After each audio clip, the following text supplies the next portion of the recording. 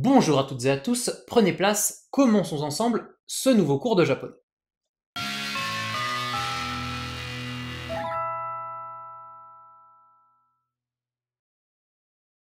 Aujourd'hui, on va étudier ensemble le complément de temps, de son vrai nom, le complément circonstanciel de temps, qui permet d'indiquer dans nos phrases le moment où est effectuée l'action. Le cours ne s'appelle pas la particule Intel, tout simplement parce qu'en fait, il n'y a pas de particule précisément liée au complément de temps. On va voir que selon les différents cas, on va parfois utiliser une particule et puis parfois ne pas en utiliser. La première chose à savoir, c'est que dans notre phrase, le complément de temps se place généralement en début de phrase, s'il y a un thème juste après le thème, et donc on va soit l'indiquer par la particule ni, soit l'indiquer par aucune particule. On va voir dans quel cas on va faire plutôt l'un ou l'autre. Donc là, oui, je suppose que vous êtes complètement effondré. Oui, ça fait encore une nouvelle utilisation différente de la particule ni. Mais franchement, non, franchement, ici, c'est facile, il n'y aura pas de prise de tête. Alors, je vous explique. Lorsque le complément de temps va indiquer dans notre phrase un point précis dans le temps, ou une période précise dans le temps, on va utiliser la particule ni. Et lorsque notre complément de temps est dans notre phrase un mot relatif au moment de l'énonciation, on n'utilise pas de particule. Alors, c'est quoi cette histoire de relatif au moment d'énonciation? Par exemple, si je vous dis aujourd'hui. Aujourd'hui, ça indique un jour précis, mais ça va changer chaque jour. Chaque jour, aujourd'hui, ça va être un jour différent. Vous comprenez bien. C'est ça que j'appelle un mot relatif au moment de l'énonciation. Donc ça peut être par exemple aujourd'hui, ce matin, demain, la semaine prochaine, le mois prochain. Et du coup voilà, avec ce genre de mots, on ne va pas utiliser de particules. Du coup, je vous donne des exemples. Si je veux dire à 6 heures, bon, 6 heures on sait faire rokuji. Vu que c'est un point précis dans le temps, ça va être rokuji ni. Et d'ailleurs là, c'est super, on va pouvoir se faire plaisir parce que dans la saison 1, on a appris à dire l'heure et on a appris également tous les éléments relatifs à l'énonciation d'une date.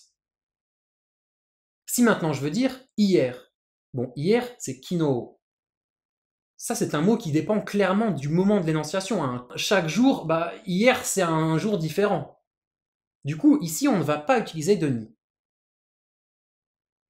Si maintenant je veux dire au 19e siècle, Jukyu Seiki. Ça c'est un point précis dans le temps. Même si c'est une période très large qui dure un siècle, ça reste un point précis dans le temps. Du coup, on va utiliser la particule ni. J'espère que vous vous souvenez de comment on nomme des siècles en japonais. Encore une fois, on a vu ça dans le cours écrire une date en japonais. Pour finir, si je vous dis maintenant, ima, ça, une nouvelle fois, c'est un mot qui dépend clairement du moment de l'énonciation. Donc là, on ne va pas utiliser la particule ni. Du coup, voilà, je pense que vous comprenez bien. De manière générale, quand en français on a a, o ici qui indique quelque chose de précis, c'est en général dans ces cas-là qu'on va utiliser la particule ni. Mais bon, ça c'est pas une règle, hein. On ne peut pas créer une règle sur le japonais par rapport au français. Comprenez bien que quand c'est un point précis, on utilise ni, et quand on sait pas un point précis, quand le mot est relatif au moment de l'énonciation, on n'utilise pas la particule ni. Du coup, tout ceci étant bien compris, on va pouvoir faire des phrases exemples. Cette fois, je vais prendre des personnages de Death Note pour illustrer tout ça. Le héros de Death Note, il s'appelle Light, en japonais Laito. On va écrire ça avec le kanji de la lune. Donc Laito, en fait, c'est une lecture qui est extérieure aux lectures purement ou sino-japonaises du kanji que l'on va poser dessus. C'est quelque chose qui se fait beaucoup sur les prénoms. On fera plus tard un cours sur les prénoms japonais. Vous allez voir, c'est un sacré bordel et dans lequel vous apprendrez vous-même, si vous voulez, à écrire votre prénom en japonais en kanji. Du coup, ma phrase, Laito wa hachiji ni gakko ni iku. Alors, bon, ici, mon thème c'est light, en français ça va être mon sujet. Mon verbe c'est aller, il va. Gakko ni, c'est, alors attention, mais si, particule ni, mais c'est le point d'arrivée du déplacement. Il va à l'école. Et qu'est-ce que j'ai? Hachiji ni, à 8 heures. Hein. Ici, 8 heures c'est un point précis, donc je l'indique avec la particule ni. Faites bien attention, dans notre phrase, on a deux particules ni, mais celle-ci indique bien donc le point précis dans le temps, et celle-ci indique l'arrivée du déplacement. Ce qui nous donne Light va à l'école à 8 heures. Un deuxième exemple. Laito wa kyou gakko ni iku. Cette fois, qu'est-ce que j'ai? Bon, Light va à l'école, et kyou, c'est aujourd'hui. Et comme aujourd'hui, ça change chaque jour, on ne l'indique pas avec la particule ni. Je pense que vous comprenez bien. Light va à l'école aujourd'hui. Ici, vous êtes peut-être un peu inquiet. Ça peut paraître compliqué de distinguer quel est le mot ici. En fait, on a 4 kanji qui se suivent. C'est bien kyo et gakko qui sont 2 mots distincts. Tout a l'air de se mélanger parce que bah, là, pour le coup, on n'a pas de particules qui nous permettent de savoir où sont les mots. Mais bon, pas de souci, hein. L'expérience fait que bah, on connaît les mots et on sait où s'arrête un mot. C'est comme à l'oral, hein, tous les mots s'enchaînent, pourtant on n'a pas vraiment de souci à savoir bah, quel est le début et quelle est la fin d'un mot. Donc quand vous connaissez les mots, il n'y a pas de souci pour savoir les reconnaître. Et puis bien sûr, on peut également utiliser 2 compléments de temps en même temps. Light wa kyo hachiji ni gakko ni iku. Light va à l'école aujourd'hui à 8 heures. Et ici, aujourd'hui est indiqué sans particule ni, et à 8 heures, bah, vu que c'est précis, avec la particule ni. Vous comprenez bien. Avant de passer à des phrases de thème, on va créer ensemble plusieurs mots qui vont vous être très utiles. On connaît déjà hier, aujourd'hui et demain, qui sont kino, kyo et ashita. Moi, j'ai envie de dire la semaine dernière, cette semaine, la semaine prochaine. Et puis, j'ai aussi envie de vouloir dire le mois dernier, ce mois-ci, le mois prochain. Du coup, comment on va faire? Alors, c'est facile. D'abord, on va mettre le kanji de la semaine et le kanji du mois. Tout ça, on va lire en lecture sino-japonaise parce qu'on va le combiner avec d'autres kanji. Donc, ça nous donne shu et getsu. Et du coup, ce qu'on va faire, on va utiliser le kanji de précédent, sen, en lecture sino-japonaise, le kanji actuel, c'est le kanji de ima maintenant, hein, kon en lecture sino-japonaise, et le kanji de prochain, rai en lecture sino-japonaise. Vous le connaissez déjà, c'est le même kanji que kuru, qui veut dire venir. Hein, donc la semaine prochaine, c'est la semaine qui vient. Et du coup, voilà, ça nous donne nos mots. La semaine dernière, senshu, cette semaine, konshu, la semaine prochaine, raishu, le mois dernier, sengetsu, ce mois-ci, kangetsu, le mois prochain, raigetsu, et puis je vous mets même un autre kanji, mai, ce kanji, donc c'est sa lecture sino-japonaise, qui veut dire chaque.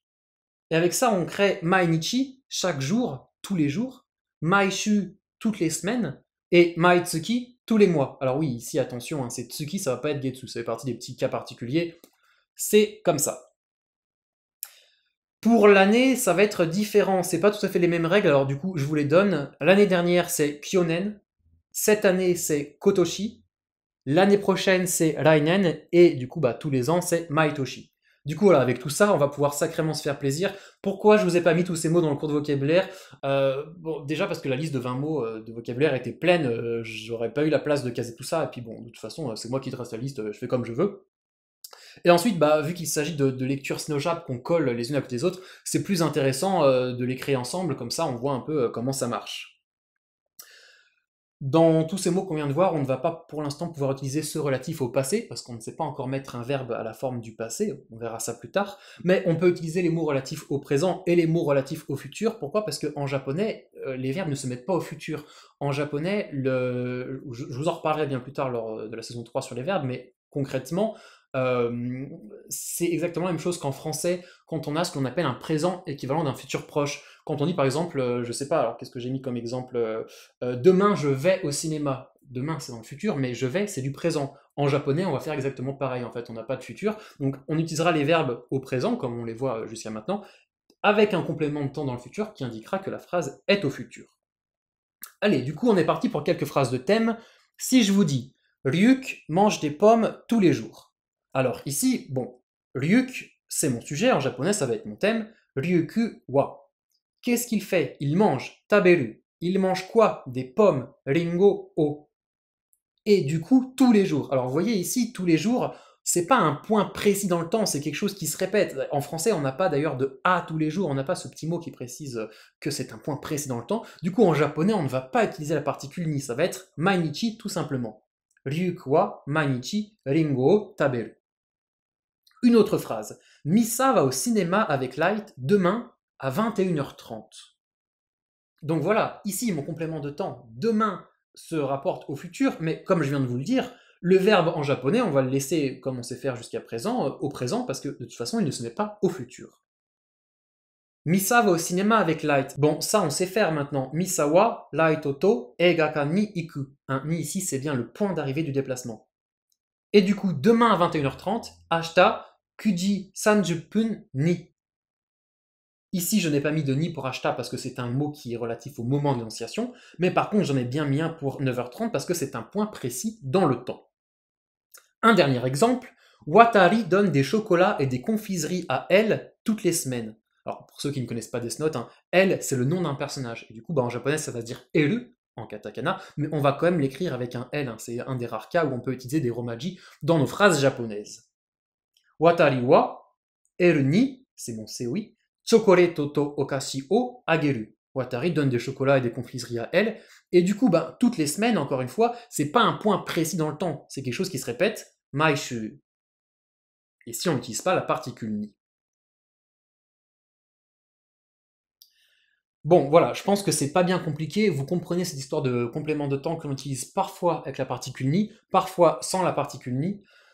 On verra plus tard comment exprimer en japonais une durée, comment on va dire pendant 2 mois, pendant 3 ans, ce genre de choses, on le verra dans le cours sur les classificateurs numéraux, donc dans la deuxième sous-partie des cours sur la grammaire, bientôt je vous rassure. Et puis du coup, on pourra également dire il y a 2 mois, dans 3 ans, ce genre de choses, mais bon, pour l'instant, je pense qu'on a quand même suffisamment de quoi se faire plaisir avec ce que l'on a vu aujourd'hui. Ceci étant fait, je vous donne vos exercices. Alors, comme d'habitude, du thème et de la version, je vous donne des phrases où il faut utiliser la particule ni, où il ne faut pas l'utiliser. Je vous mets également des heures, comme ça vous fait réviser la lecture de l'heure en japonais. Et puis, je vous mets également de nouveaux mots de vocabulaire, comme ça vous permet d'en apprendre davantage, et c'est toujours bon pour la santé. Chers élèves, j'espère que ce cours de japonais vous a plu. Continuez de bien travailler, n'oubliez pas de vous abonner à la chaîne afin de ne manquer aucune leçon. Vous retrouvez toutes les actualités sur Facebook, sur Twitter. Quant à moi, je vous souhaite une bonne journée et je vous donne rendez-vous au prochain cours.